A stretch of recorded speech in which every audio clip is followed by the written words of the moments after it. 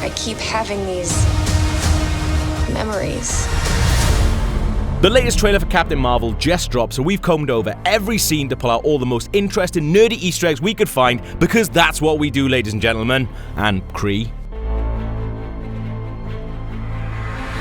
The opening of the new trailer confirms something that we all hoped. This sweet old lady on LA's public transport is in fact a Skrull soldier, and we're not just seeing evidence that Captain Marvel loves beating up old women, which would be problematic to say the least. Nick Fury makes it abundantly clear in the voiceover that the Skrull are one of the main baddies in the film. If you don't know, the Skrull are a race of shapeshifting aliens. Originally adversaries of the Fantastic Four, they've been a mainstay in the Marvel comics since the 60s. Even in their assumed form, Skrulls retain superior speed, strength, and agility, which you can see right here. Captain Marvel tells Fury she belongs to the Kree, another alien race which have long been at war with the Skrull. Even though Carol identifies as a Kree warrior hero, she doesn't have blue skin, a defining characteristic of the species. More on that later. This is presumably one of the cities on the Kree homeworld of Hala. The Kree are a scientifically advanced military race, which is pretty obvious from this shot. We see Captain Marvel seemingly leading a group of Kree known as the Star Force, made up of a few shady looking characters, including one familiar face, Korath the Pursuer. You'll recognize him as the Kree lieutenant who was serving Ronan the Accuser in Guardians of the Galaxy. The rest of the group are Atlas, Bronchar, and Minerva, who in the comics are some of the most powerful beings in the Kree Empire. Carol is being told by Annette Bening's currently unnamed character about how she was made into a Kree warrior following an accident. It's clear Bening's character is an authority figure and knows a lot about Carol's origins. She also identifies with a Kree despite lacking blue skin. Perhaps she became one in a similar way to Carol. Here we see Carol undergoing a Kree blood transfusion, presumably to save her after a crash on Hala. We see her bleeding blue elsewhere in the trailer, implying this replaces her human biology.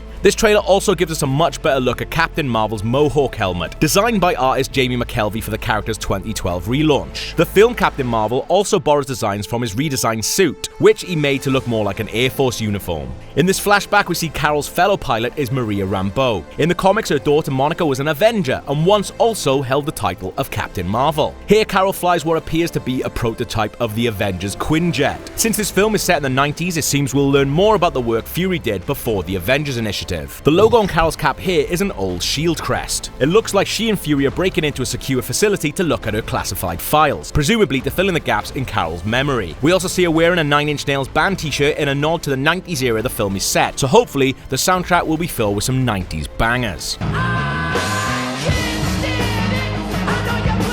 It's been assumed that Jude Law is playing Kree warrior Mar-Vell, who's Carol's mentor, and in one version of her origin story, the source of her Kree DNA. However, that's never been confirmed. There are some who believe Jude Law is actually playing Marvel villain Yon-Rogg, who in the comics attempted to overthrow the leader of the Kree race with his naughty buddy, Ronan the Accuser. In this shot, we see what looks like Ronan the Accuser with his back to camera. Ronan was the main villain in the first Guardians of the Galaxy film. He's a Kree who turns his back on his own species and serves Thanos. Since Captain Marvel is set way before the events of Guardians of the Galaxy, it's possible we'll learn how he became so disillusioned. This shot shows that Captain Marvel's helmet is collapsible, using tech that's similar to that employed by Star-Lord's mask. Here we see Ben Mendelsohn's Skrull Talos in human form. He and presumably the other Skrull are impersonating what appear to be S.H.I.E.L.D. agents. When Captain Marvel says, "I'm not gonna fight your war," I'm gonna end it.